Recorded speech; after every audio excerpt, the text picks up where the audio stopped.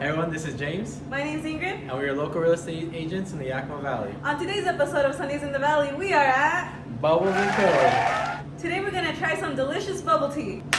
The start of our dream in creating Bubbles and Company was what kind of place would we enjoy ourselves. Not a lot of places where you can just sit down and have a beverage and relax. We thought what we enjoy, sparkling wine, sake, bubble tea, and craft beer. We also wanted to be a spot where you could bring your families together, where children are welcome here and they would also enjoy along with their parents. Really wanted to create an atmosphere that's different and that's inviting but also very nice, just to be able to experience something that's different. So that's why we have all these items that you can't normally find in a typical store or restaurant, and we work very hard to get those items in here so that you walk in here and you see everything that you've never seen before, and that's really the fun of it, trying to explore it, taste it, enjoying something that's unique and different with your family. We specialize in Asian craft beer. On the lighter side, but very refreshing, crisp, very well known in Japan. One of the breweries that we like to feature out of Seattle actually is 𝐷𝒂𝒂𝒕𝒖𝒓𝒆, Asian American brewery over on the west side. They make excellent craft beer. We tend to like beers that incorporate rice in it because it gives a different taste to it. So we obviously have a lot of canned beers that have rice in them, and some of them are made in Japan, and there's also ones that are made in the US as well. So it's something very interesting for us to feature at our store. But Sapporo is like, probably #1 or #2 beer in Japan. I would say it's kind of like Budweiser or Coors in its popularity. I think it has more flavor and has more depth. It's a big competitor to Asahi, which is right this one. Asahi is like the drier version of Sapporo. So Sapporo is a little bit more malty, I would say, and Asahi has like really that crisp dryness to it that I really love.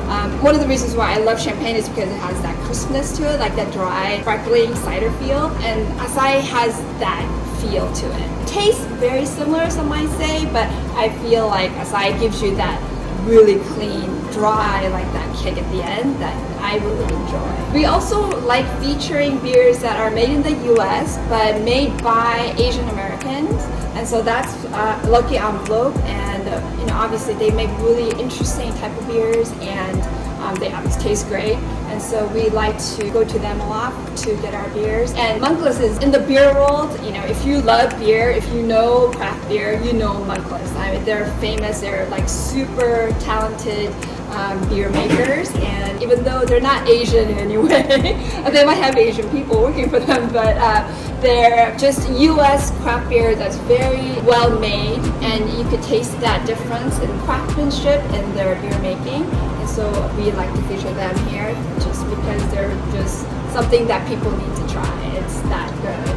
We have this little guy here. It's by Greenwood. Greenwood is a very small, they make their cider within like a little garage area. They make really, really good cider. And they make huckleberry cider people haven't really seen, but it tastes really, really good. So that's our tablets, and we're always trying to rotate them to bring in something more interesting, something that I really feel like, people really need to try this. It's so good. Yuzu Beer, but it's a Japanese citrus, and so it has a different taste than orange or lemon.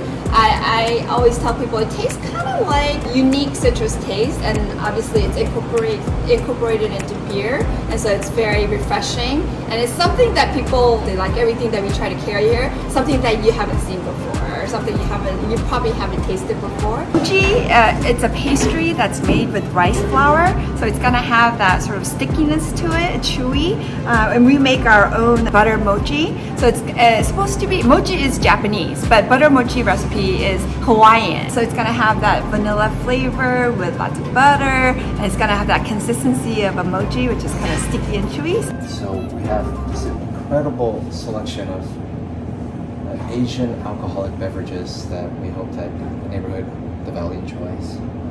We also have non-alcoholic beverages, always a great selection of ramen, the Japanese marble soda, BTS, cold brew. It's a Korean pancake. It's gonna have rice flour consistency, So it's a little bit different than American pancake. It's gonna be a little bit chewy. Inside is brown sugar filling. Inside is really, really hot. So I always tell people to really be careful because sugar, when it gets really hot, it can burn you. It comes with sesame oil on top and also sesame seeds. So it adds like that bit of toastiness to them. It's a really good combination with brown sugar. Our spicy popcorn chicken, gochujang based, which is the Korean chili paste. And so it's spicy, but it also has like a bit of a sweetness to it. And we garnish ours with a little bit of green onions and sesame seeds. Enjoy! Hey everyone, I'm Oh James. wait, I was looking at him. Good. Oh wait, sorry.